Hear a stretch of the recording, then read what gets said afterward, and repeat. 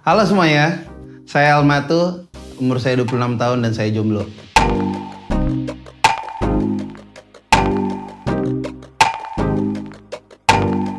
Oke, aku tumbuh besar di lingkungan gereja, jadi emang udah biasa musik gitu, udah terbiasa sama musik. Terus kemudian aku ikut ajang pencarian bakat itu. Habis itu kemudian aku punya boy band.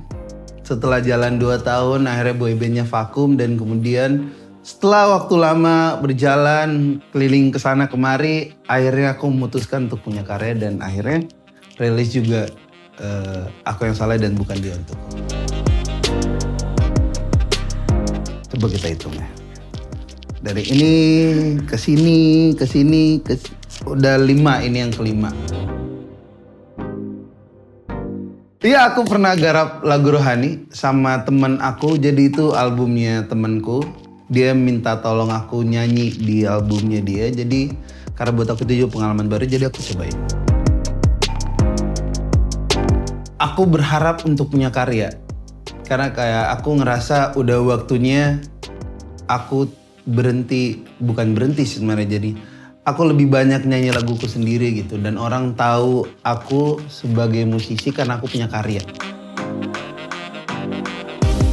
Tidak nyangka aku gak punya ekspektasi apa-apa. Aku cuman bersyukur banget akhirnya setelah begitu lama keliling kesana kemari, akhirnya aku punya lagu yang aku bisa bilang kayak, ini gue lagi curhat nih. Gitu.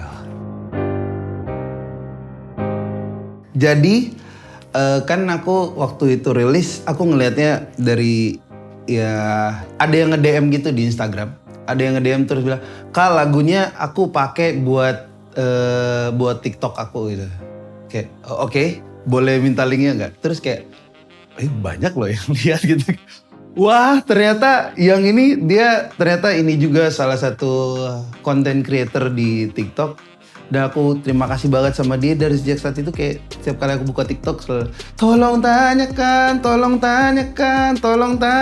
udah gitu.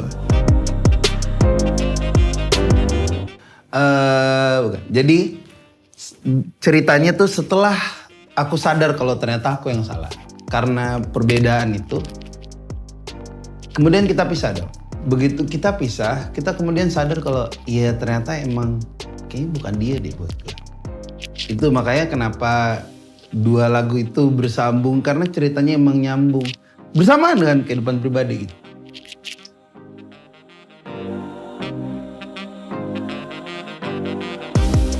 Artinya karena sepanjang cerita dari Bukan Dia Untukku, aku kan yang galau banget, yang gak bisa begitu lagi nongkrong rame-rame pun tetap aja galau dan masih mikirin dia.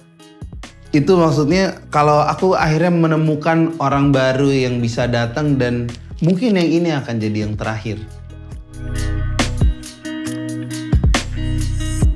Ada dong, cuman tidak dalam waktu dekat ini karena ya gitu. Sebenarnya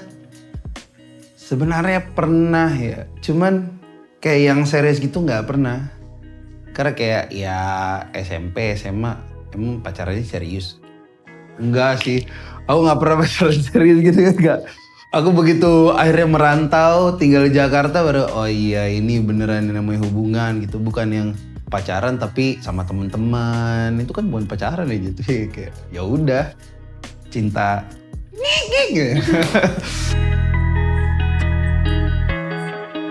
Hubungan aku sama anak-anak baik banget. Kita masih sering ngobrol berempat, masih sering banget. Aku masih tiap pagi dapat renungan pagi dari Pastor Ryan Teja gitu ya. Udah jadi pastor sekarang, salah satu anggota ya. Terus sama Romi aku masih sering ngobrol karena dia juga masih tinggal di Jakarta. Masih bermusik reguler juga. Jadi kayak banyak lagu apa yang lagi ini kayak gitu-gitu. Kalau sama Bage lebih kata-katanya kayaknya ini gitu. Kalau sama Bage tuh selalu lebih banyak bicara lirik gitu. Setelah keluar dari ajang pencarian bakat itu, aku sama boyband aku sempat ngeluarin 2 single, Luka di Hatimu dan Tergila-Gila. Kita sempat tur juga 2 tahun. Itu 2 tahun yang buat aku ya cukup hektik ya. Tapi aku kemudian ngelihat banyak hal lah. Kita kemudian jadi belajar banyak hal dan akhirnya kita kumpul terus kayaknya waktunya kita ngejar mimpi masing-masing deh. Kita ngejar dulu mimpi masing-masing gitu.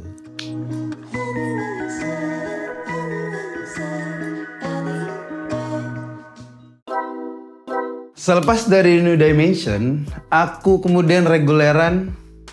Jadi aku kayak coba-coba main reguler juga, terus aku banyak bikin cover juga, terus sempat terlibat di soundtrack film juga.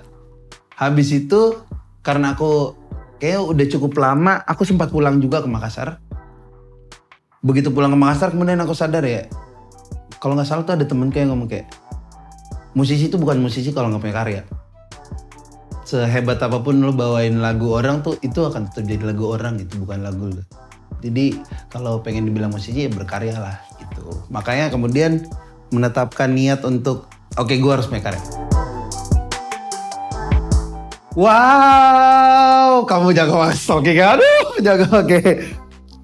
Oke, jadi waktu sebelum aku pulang ke Makassar, aku sempat main sama Lala Huta juga. Waktu itu Lala Huta masih reguleran. Aku sempat bantuin Lala Huta juga, sempat jadi adisional Lala Huta untuk hampir 2 tahun gitu aku bantuin Lala Huta. Terus aku memutuskan untuk pulang ke Makassar. Begitu sampai ke Makassar, yang kayak Lala Huta gitu belum ada di Makassar gitu. Itu yang belum ada band yang seperti itu. Makanya kemudian aku bentuk tulang rusuk sama teman-teman lama aku dan buat konsepnya seperti Lala Huta, mirip-mirip Lala Huta gitu. Perbedaannya, kalau aku nyanyi solo kan bener-bener yang semua bagian bagus dari lagu tuh udah punya aku emang. Jadi kayak aku menyanyikan lagu itu sebagaimana mauku saja gitu. Kalau misalnya aku nyanyi boy band, ada part-part yang harus aku bagi. Kayak ada part yang kayaknya verse-nya tuh lebih enak yang ini, kayaknya lu tuh cocoknya di bridge-nya atau yang kayak gitu-gitu gitu. Dan aku menikmati sebenarnya karena jadi nggak capek kan, gitu. Kalau buat band,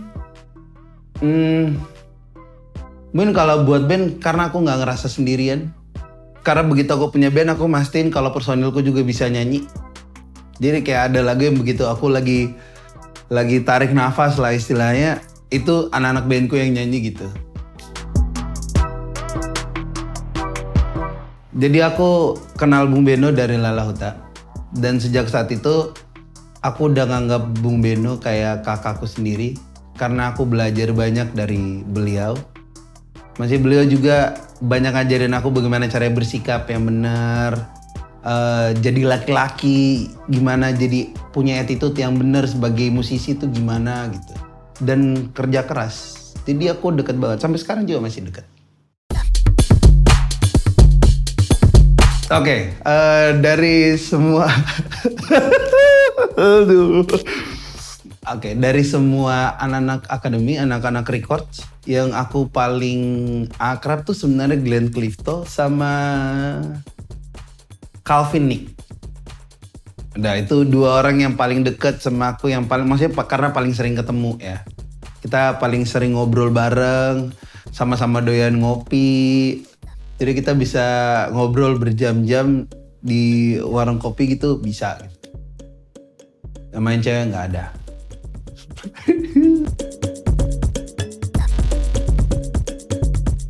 Aku pengen kolaborasi sama banyak sebenarnya. Kayak aku tuh ngefans sama banyak, paling utama sebenarnya almarhum.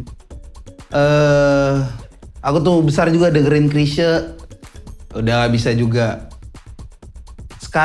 Yang sekarang ada mungkin Dewa, Iwan Fals.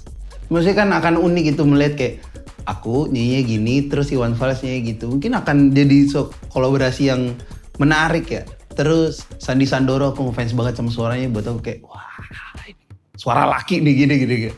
Terus banyak lah musisi-musisi yang aku kayak kok dulu cuma lihat di TV doang gitu, kayak aduh gue pengen nih, boleh gak sih punya lagu satu aja sama mereka gitu, yang kayak gitu-gitu.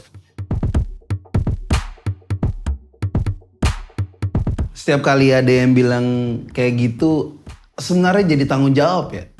Karena buat aku almarhum Bung Glenn tuh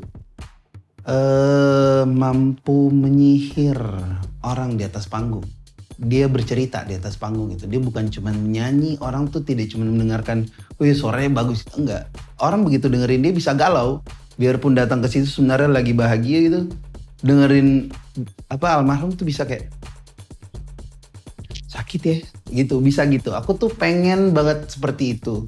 Jadi tanggung jawabnya jadi besar gitu. Karena kalau misalnya tidak ada yang seperti itu, aku akan bisa jadi diriku sendiri saya kan. Maksudnya aku tidak punya tuntutan apa-apa gitu. Tapi begitu orang-orang bilang kayak begitu, berarti kan ada ekspektasi dari orang lain. Dan buat aku itu kayak, oke, ini yang pacu aku untuk kerja harus lebih keras.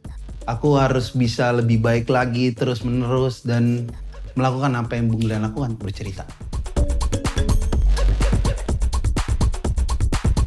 Perbedaan paling jelas adalah karena lebih dewasa.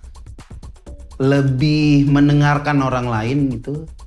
Karena kayak tahun 2013 tuh aku umur 17 apa 18 ya, 18 tahun gitu. Dan itu di umur itu aku benar-benar tidak mendengarkan siapapun juga tuh, aku nggak dengerin. Buat aku kayak ya lu bukan siapa-siapa gitu, gue ngapain dengerin lu. Lah setelah lama aku belajar, aku keliling kesana kemari, aku kemudian ngeliat kayak kita tuh kadang perlu belajar dari orang lain. Dan caranya belajar paling benar adalah mendengar. Tidak semua hal yang kita dengar tuh harus kita masukin dan kita harus lakuin. Tapi ini aku belajar ini.